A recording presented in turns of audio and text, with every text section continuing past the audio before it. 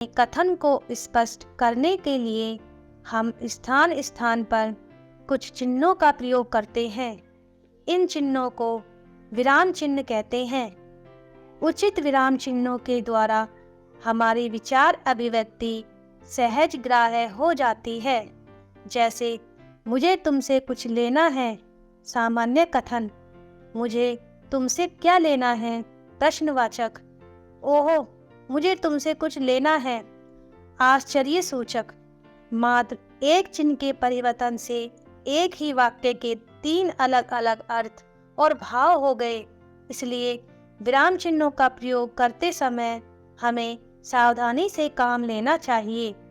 विभिन्न विराम चिन्ह। हिंदी भाषा में प्रचलित प्रमुख विराम चिन्ह इस प्रकार हैं। 1. पूर्ण विराम। सामान्य रूप से वाक्य पूरा होने पर हम जिस चिन्ह का प्रयोग करते हैं उसे पूर्ण विराम कहते हैं। जैसे सड़क पर ध्यान से चलो। 2. अल्प विराम। अपनी बात स्पष्ट करने के लिए कभी कभी हम वाक्यों के बीच में थोड़ा रुक रुक कर बोलते हैं। थोड़ी देर रुकने के लिए हम जिस चिन्ह का प्रयोग करते हैं उसे अल्प विराम कहते हैं। जैसे हमने आम, संतरा व केला खाया। 3. अर्ध विराम। जब हम पूर्ण विराम से कम तथा अल्प विराम से अधिक देर के लिए रुकते हैं तो अर्ध विराम का प्रयोग करते हैं। जैसे मेहनत करो, सफलता पाओ, माँ बाप का नाम रोशन करो।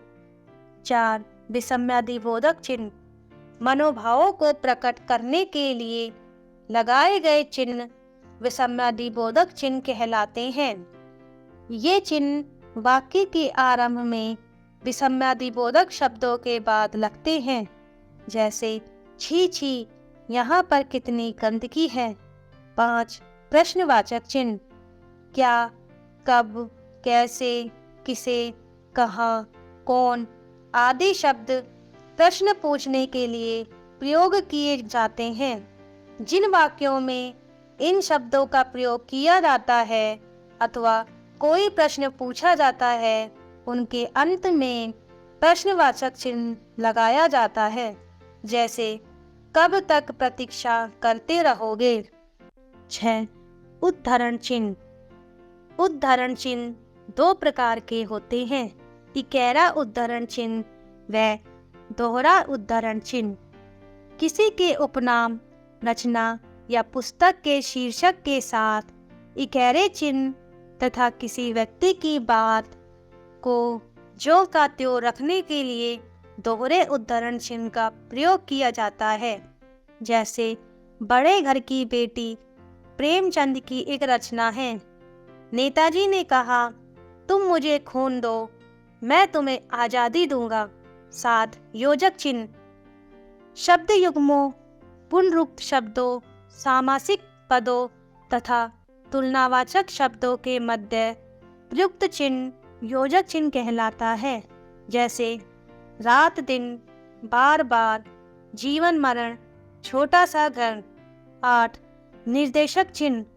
किसी व्यक्ति के कथन को उद्धृत करने से पहले नाटक या एकांकी के पात्रों के सामने किसी पद या वाक्यांश की व्याख्या करने के लिए निर्देशक चिन्ह का प्रयोग होता है।